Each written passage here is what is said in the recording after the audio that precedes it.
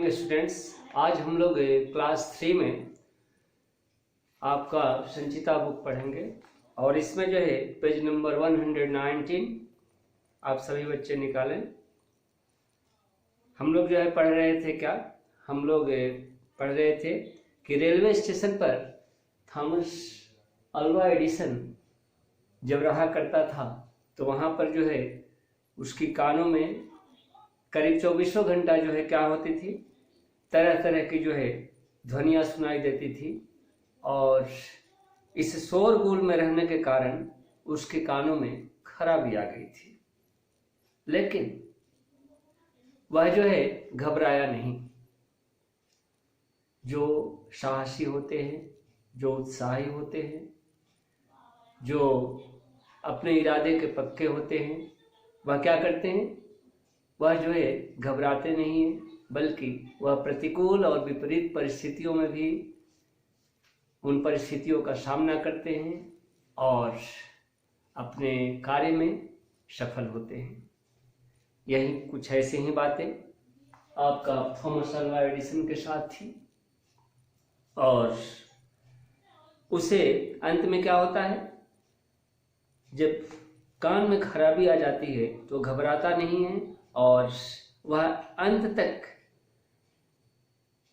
क्या करता है, वहां पर रह करके वह प्रयोगशाला में रसायनों का प्रयोग करते रहता है। यह सही बात है, यह सच है कि बाधाएं, मुसीबतें उसकी पीछा नहीं छोड़ती हैं। उसे रेलवे स्टेशन से हटना भी पड़ता है। क्यों? क्योंकि प्रयोगशाला में क्या हुआ था, रसायनों के साथ प्रयोग करते समय आग लग गई थी। जब वो केमिकल्स का, रसायन क्या होते हैं, केमिकल्स चीज होते हैं। जब केमिकल्स को, दो केमिकल को रिएक्ट किया जाएगा तो उससे क्या हो सकता है, उससे प्रतिक्रिया होकर के आग लग सकती है। तो आग लग गई थी जैसे भी हो, और इसके बाद भी वह अपने प्रयोग को जारी रखता है।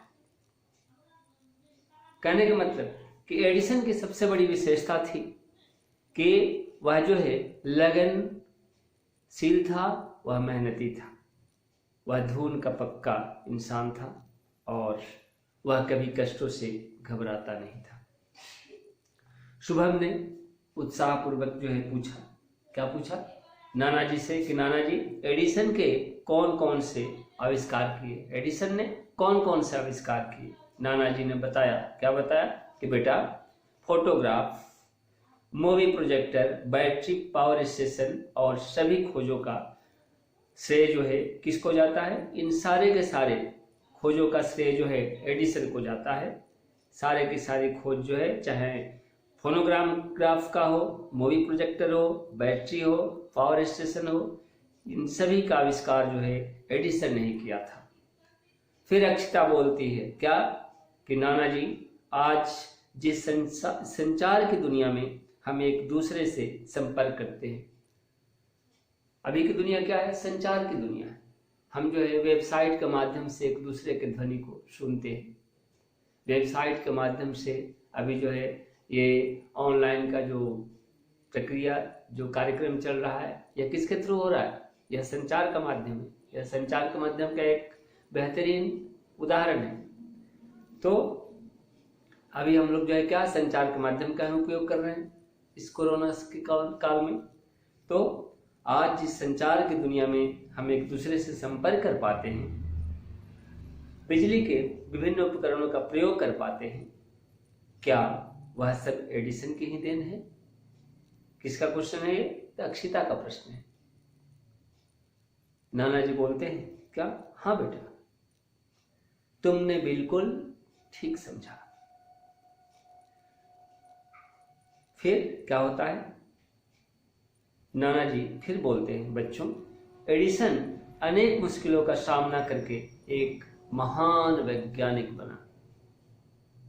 वह जिस कार्य में लग जाता था उसे पूरा करके छोड़ता था।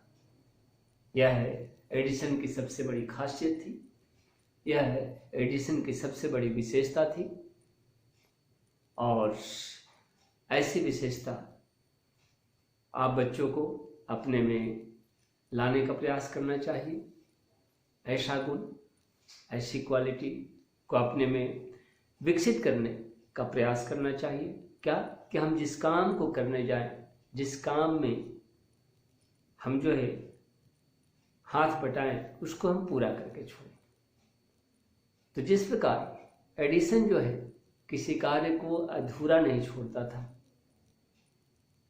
कुछ उसी के नक्शे कदम पर चलकर हमें भी कार्यों को अधूरा नहीं छोड़ना चाहिए। आप सभी बच्चे जो हैं इससे सीख लें, ठीक है।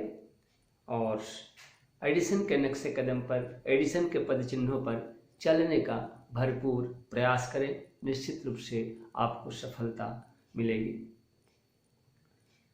फिर क्या होता है, तभी जो है नानी जी वहां आ गई और बोली, बिजली आ गई है, अब बातें ही करते रहोगे या खाओगे पियोगे भी। बच्चों से नाना जी के जो वार्तालाप चल रही थी, डिस्कशन हो रहा था एडिसन के बारे में, है ना।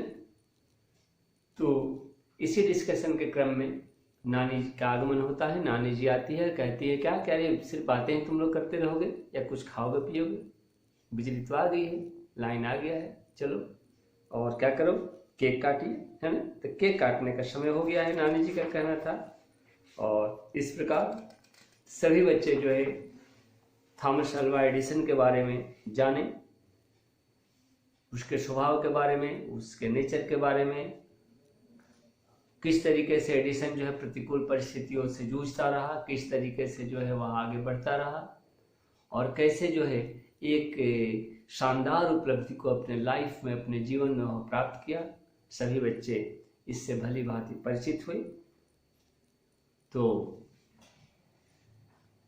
हमें थॉमस अल्वा एडिसन चैप्टर से यह सीखने को मिला, यह सीख मिली क्या कि हमें कभी जो है हार नहीं मानना चाहिए,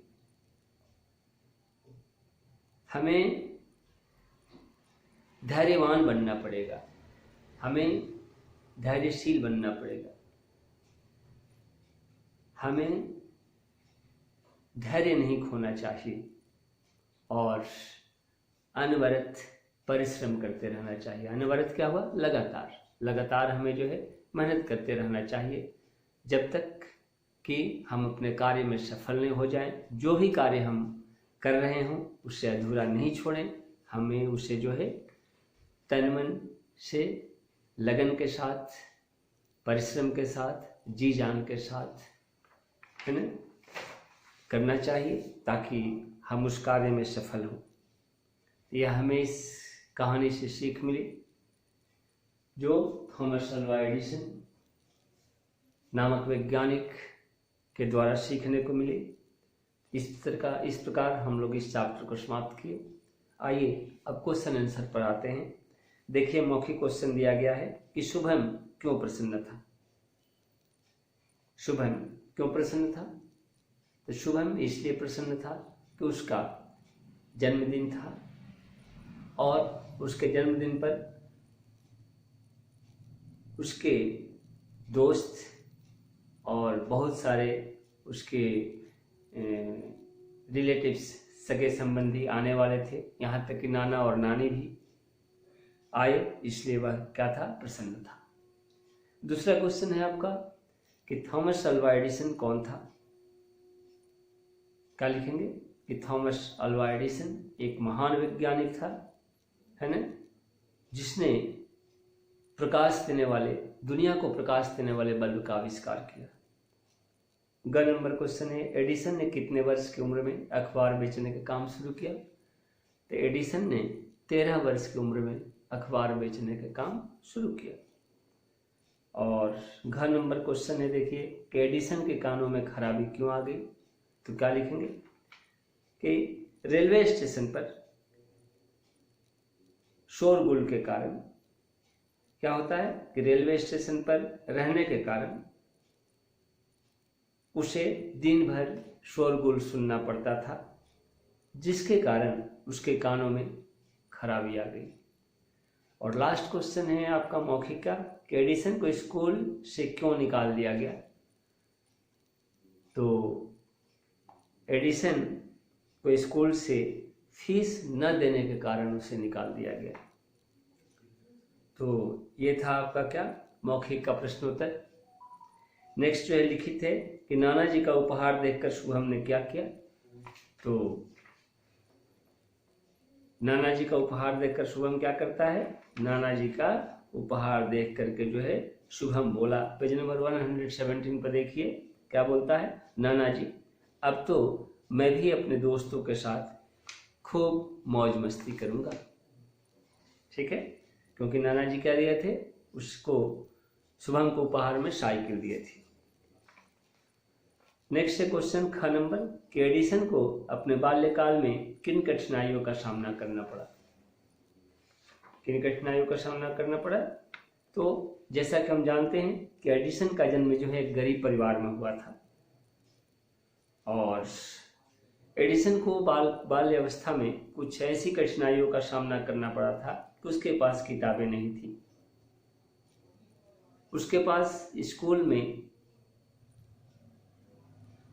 स्कूल फी देने का पैसा नहीं था और जिसकी वजह से उसकी माँ ने उसे घर पर ही पढ़ाने का निश्चय किया। तो कहने का मतलब कि एडिसन को अपने बाल्यकाल में बहुत सारी कठिनाइयों के सामना करना पड़ा है। नेक्स्ट है एडिसन के में कौन कौन से गुण थे जिनके कारण वे एक महान वैज्ञानिक बने।